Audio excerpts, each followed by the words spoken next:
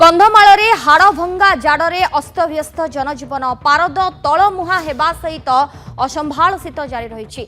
प्रबल ठंडा सागक जाड़ स्थानीय अंचलवासी जीवन जीविका को प्रभावित करिछि।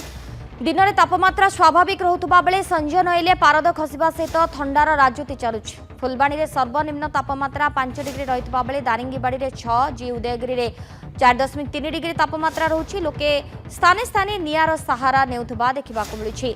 अन्यपटे जिल्लार विभिन्न पर्यटन स्थल में पर्यटकों भिड़ देखिबाकु मिलुछि।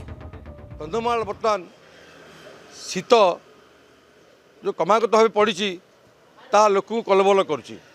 अन्यपटे देखा बहुत पर्यटकों को यार मजा नौ खाली जिला नुहे जिला बाहर तथा राज्यर विभिन्न जिले में लोकंर भरमार छुटी। अन्यपटे देखा जदि किसी लोक जो गाड़ी चालक कथा कहतु जो कुहुड़ी पड़ी साधारण लोक कथा कहतु यातायात असुविधा होता बेले किंतु कंधमाल को लोक सुओ छुटी यही सुओ आगामी 2 मास पर रही जो राज्य विभिन्न अंचल जो लोक आसुँच कंधमाल को कंधमाल जो निआरा शीत रही निआरा परिवेश रही से परिवेश को उपभोग करने सोचते आम सागर किसी ब्रह्मपुर आसी कथा कौन कहे आप आज जो आसी जो कंधमाल जिला को बुलाया कौन कहे कौन को जगह बुलिले आ कौन केमती लगे कंधमाल आम गतकाली आसलु पुतुड़ी आ पकड़ाधर बुलाबुली कलु।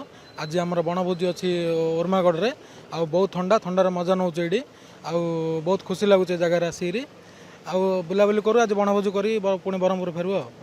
कंधमाल जो परिवेश कहते निआरा परिवेश सुंदर सबुज कंधमाल रही केमती लगुच कंधमाल?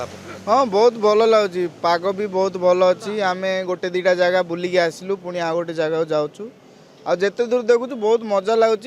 शीतर अनुभव टी अधिक अच्छी आते माने आग प्रति बहुत शीत अच्छी ये भल लगुच बुलिया आसिले बहुत फिलिंग भल हो। कौन कहे आप कौन रही परिवेश केमती उपभोग कर परिवेश को? उपभोग बहुत मजा लगुच। पिकनिक स्थल को एंजॉय करने आसचु किंतु कोड़ी कमिबार ना भी नौ ना आगु तो बनभोजी करने जाऊँ उर्मागढ़ में एंजॉय कर जीव आम आप शुणुले समस्ते एंजॉय कर भाई भावुँ ब्रह्मपुर आम दरवाजा खोलिले घर सकाल 6टा भितर सूर्य देखुचु मात्र ये नाउड़ा है आम सूर्य देखी पार्नु कौन करूँ कौन ए आड़ मजा कौन अच्छी।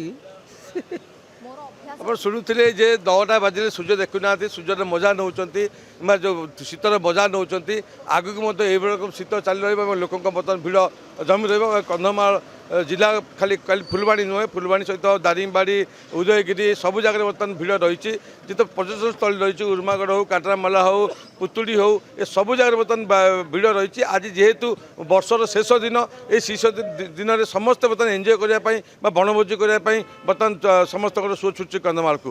कंधमाल फुलबाणी सुनील विश्वाल, नंदीघोष टीवी।